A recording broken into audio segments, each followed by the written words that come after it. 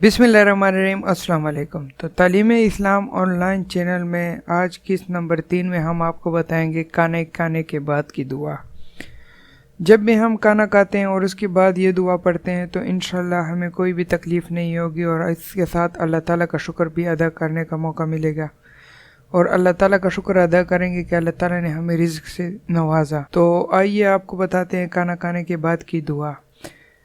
बिस्मिल्लाहिर्रहमानिर्रहीम। अल्हम्दुलिल्लाहिल्लज़ी अतआमना व सकाना व जअलना मिनल मुस्लिमीन। अल्लाह अज़्ज़ व जल का शुक्र है जिसने हमें खाना खिलाया पिलाया और मुसलमानों में से बनाया।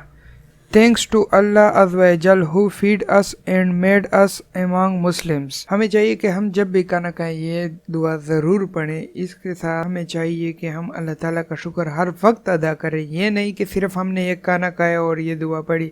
अल्लाह ताला का शुक्र हर हाल में इंसान को अदा करना चाहिए। अगर आप हमारे चैनल पर नए हैं और अभी तक आपने सब्सक्राइब नहीं किया तो प्लीज़ हमारे चैनल को सब्सक्राइब करें, बेल के आइकन को प्रेस करें और नई आने वाली वीडियो की नोटिफिकेशन हासिल करें।